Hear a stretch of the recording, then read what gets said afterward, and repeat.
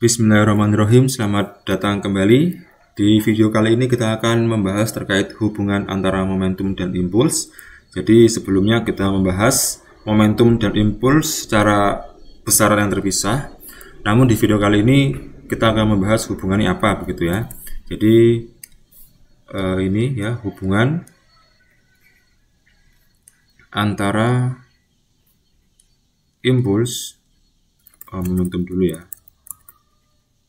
Antara momentum dan impuls.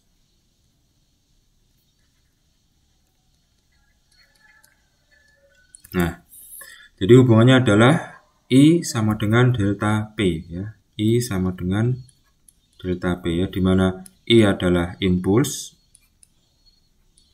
ada sama dengan perubahan momentum ya. Nah, maka ini I atau impuls sama dengan P akhir ya, P2 gitu ya, dikurangi di sini PT ya, boleh PT, boleh P0 ya, atau P2, P1 juga boleh. Ini adalah T minus P0 ya, dimana PT adalah momentum akhir ya pada detik ke T ya, di sini adalah T gitu ya. Sedangkan P0 ya adalah momentum awal ya pada detik ke 0 ya. IP0 ini adalah PT ya. Nah, sehingga kalau kita jabarkan lagi ya, I sama dengan P1 kan karena M kali V ya, P sama dengan M kali V, tapi karena masanya adalah untuk benda yang sama sehingga tidak ada MT dan M0 karena dimanapun massa tetap sama gitu ya. Jadi P dikali VT ya, kecepatan akhir, dikurangi massa dikali V kecepatan awal gitu ya. Nah, ini adalah rumusnya.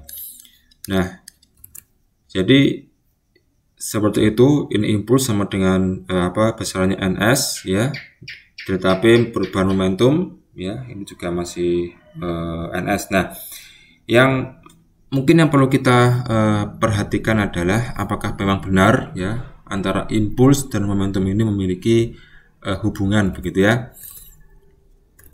Oh ya, ini sebentar.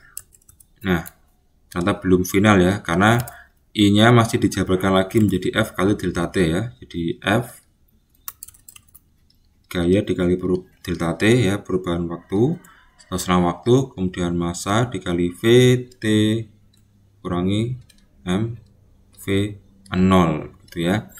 Nah, sekarang mari kita selidiki apakah memang benar ya antara impuls dan momentum, perubahan momentum ini memiliki hubungan begitu ya. Nah, ini bisa saya, jadi ini adalah F dikali delta T ya. Ini kan M ya, saya buat kurung di sini, V akhir kurangi V awal gitu ya. Nah, ini adalah F gaya dikali delta T sama dengan massa dikali delta V begitu ya. Nah, jadi persamaan ini itu jadi kalau kita turunkan gitu ya, ini adalah penjabaran dari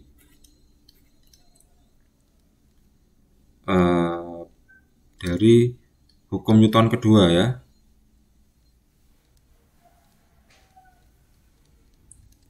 Nah, di mana hukum Newton kedua itu adalah gaya sama dengan massa dikalikan dengan percepatan ya. Nah, ini percepatan. Nah, di mana massa itu ya, massa adalah turunan gitu ya, turunan dari kecepatan ya terhadap waktu, berarti kan dv per dt gitu ya. Nah, ini yang dt ini saya pindah ke sini gitu ya, jadinya adalah F dt sama dengan massa dikali dv. Nah, d itu kan diferensial ya, atau delta ya, delta tapi sangat kecil gitu ya, selang waktunya sangat kecil. Kalau delta T ini kan mungkin besar gitu ya, misalnya dari detik 2 detik, 3 detik itu kan besar ya. Tapi untuk delta ini adalah kecepatannya sangat selang waktunya sangat singkat ya, mungkin 0,000001 detik gitu ya. Tapi intinya sama bahwa delta di sini dan D di sini adalah selisih begitu ya, sehingga ini bisa kita rubah ya menjadi F ya. Delta T-nya berubah menjadi DT-nya ya. DT-nya berubah menjadi delta T gitu ya. Ya, sama dengan massa dV-nya ya menjadi delta V ya, sehingga ada kemiripan gitu ya, sama antara ini dan ini gitu ya. V delta T sama dengan massa dikalikan dengan delta V ya, sehingga benar begitu ya bahwa ada hubungan antara impuls dan perubahan momentum. Baik, terima kasih itu untuk video kali ini. Kita akan lanjutkan di video selanjutnya. Terima kasih atas perhatiannya.